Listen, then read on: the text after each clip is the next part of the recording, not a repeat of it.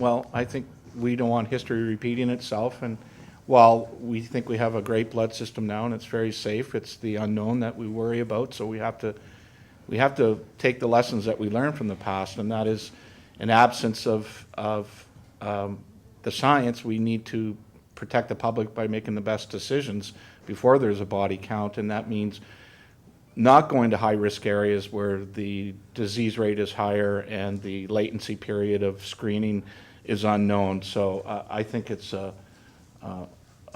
very unfortunate that's even being considered these days, and I think we have a very fragile public blood system that is, we don't know if this gets approved what would happen in terms of the donor base.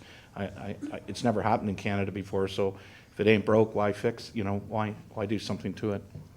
I think I will pass to the person on my right. Okay. Thank you very much. Well, it's a very good question, and Kat would give me an hour, I would talk more, but in a very short answer, a couple of things to realize. In 2013 in Canada today, 70% of patients who get plasma drugs, whether they're immune drugs or a long list of pharmaceuticals made from human plasma, 70% of that comes in Canada from paid plasma, from drugs that we buy on the commercial market, mostly out of the United States.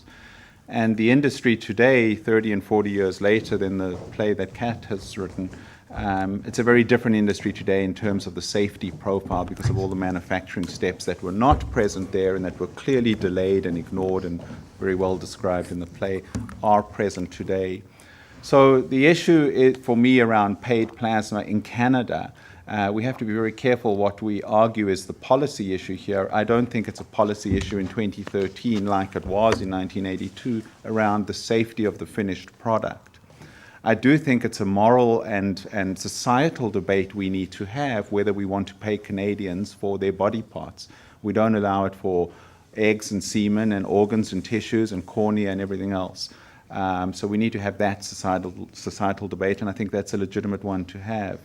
At Canadian Blood Services, what we have gone on record saying is we do not pay any of our donors. We never have, never will, and have no intention of paying donors. It is true on behalf of all the hospitals in this country, we import plasma derivatives manufactured in the United States, so we have to recognize that.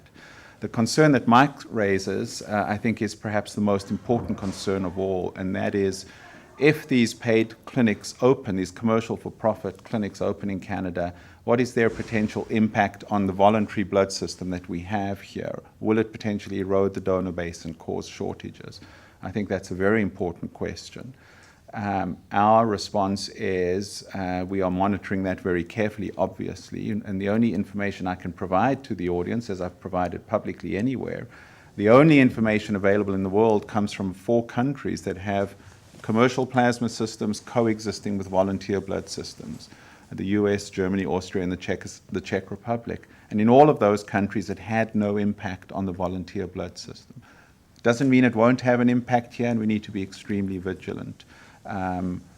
Given my druthers, would I be happy if they never opened their doors here and never did business here? Absolutely. But we need to be careful what the issue is. And I think what this country needs is a societal debate on whether we want to remunerate Canadians for their donation of human body parts. And that's what plasma is. It's a human body part.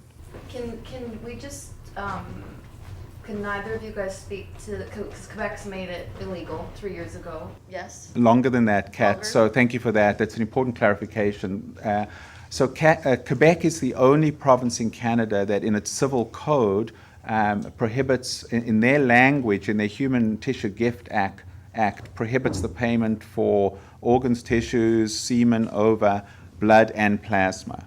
They're the only province in the country where they document that. In most other jurisdictions, including in Ontario, the Human Tissue Act in Ontario is silent about blood and plasma. So it expressly prohibits payment for organs and tissues, but the language is silent around blood and plasma, and that's true for pretty much every other provincial Human Tissue Act. Yep, go ahead. I have a concern with the behavior of industry, as you stated, that they've learned a lot of lessons from the past, and so here we have the proposal for 3 clinics that are going to open up in Ontario. 2 are beside homeless shelters, and the third one's beside a drug rehab methadone clinic, and that doesn't sound like me that they've learned very many lessons from the past. And in reference to the 4 countries that have for-profit plasma, that's 4 countries in the entire world, and none of those countries had the kind of history that we had in Canada, where we had a royal inquiry for a number of years and a very public battle to get help to people that were harmed by these mistakes. And so we can't have just a passive monitoring of if we introduce a new model, Dr. Scher, because I believe that Canada is very distinct in our history with tainted blood, that the public went through all the pain that people in Canada went through when they got infected by this blood, and we lost a lot of great confidence in the system, where we had to replace the Canadian Red Cross, and the Canadian Blood Services have done a great job in the last number of years, and we'd hate to see that change any. And so this is a strictly commercial enterprise, and we have no guarantee that this plasma would ever come back to Canada. On the other hand, the company's purporting to open 10 clinics and then want to open a fractionation business in Ontario. And this is the same type of scenario that we faced in the past, where Ontario and Canada was forced to manufacture plasma products in Ontario at Connaught because it was a home-based industry, to the detriment of people that relied on a safe blood product. And we know the history of Connaught. They made a horrible product. They went to U.S. prisons to collect plasma to make up shortfalls. And so I'm hoping that your entity, the Canadian Blood Service, will stand up and be more definitive for Canadians to say that this shouldn't be allowed. I think our political leaders need to show some leadership and provide you with the resources to make us more self-sufficient.